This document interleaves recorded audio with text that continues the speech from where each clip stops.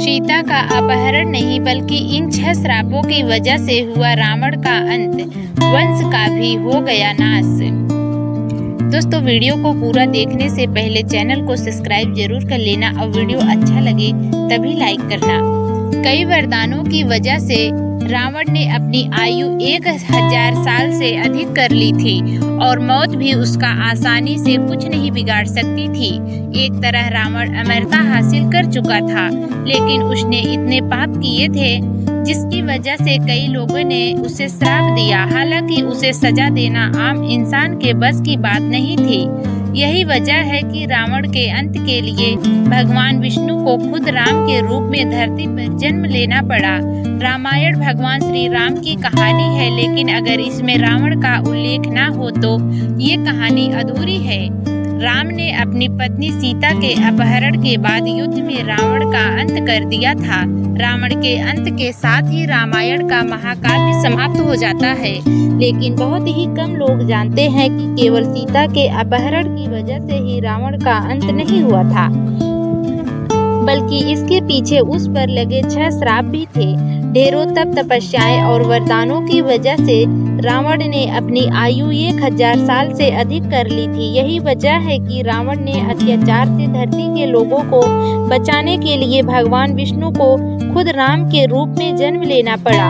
लंका के राजा रावण को उसके जीवन काल में इतने श्राप मिले जिसकी वजह से न केवल उसकी मृत्यु हुई बल्कि उसके वंशज का भी नामो निशान मिट गया।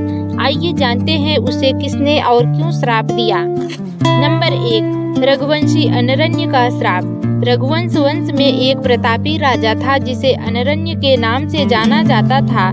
रावण पूरे विश्व को जीतना चाहता था, जिसकी शुरुआत करने पर सबसे पहले उसका युद्ध राजा अनरण्य से हुआ।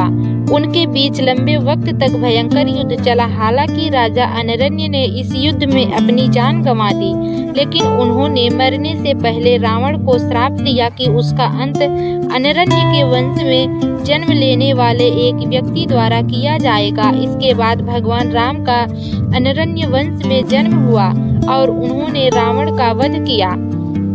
नंबर 2, नंदी का श्राप। एक बार रावण भगवान शिव से मिलने कैलाश पर्वत गया।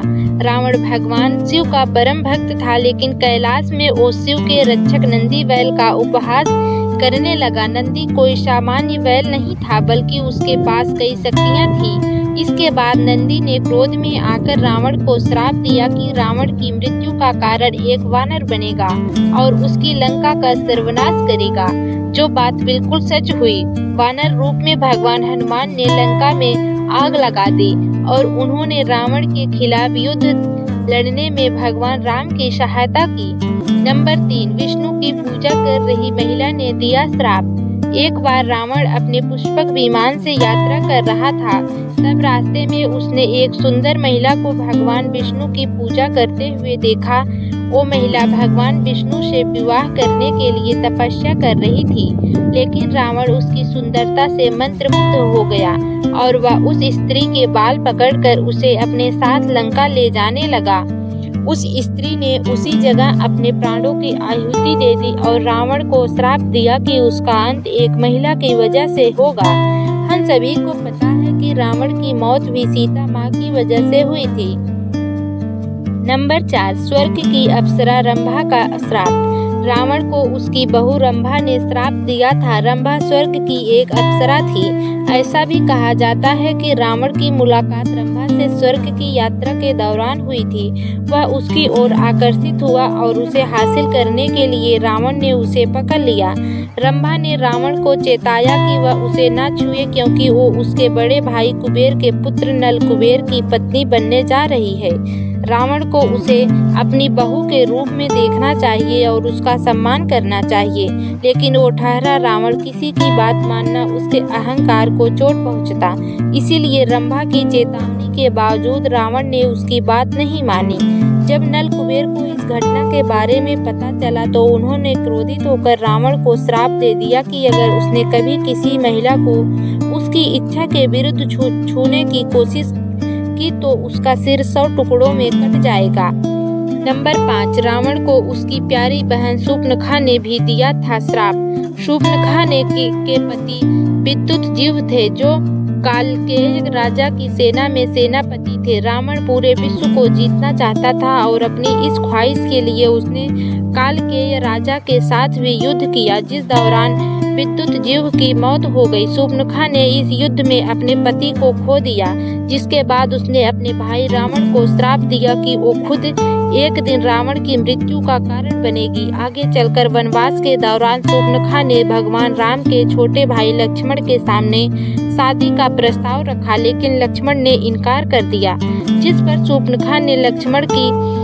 सीता को मारने की धमकी दी। इस धमकी को सुन लक्ष्मण ने शूर्पणखा की नाक काट दी। इसके बाद वो क्रोधित होकर रावण के पास गई। तब रावण ने अपनी बहन को आश्वासन दिया कि वो उसके इस अपमान का बदला लेकर रहेगा।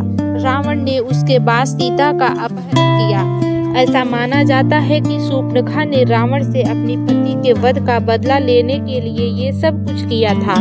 हालांकि इसके कोई साक्ष्य नहीं मिलते हैं।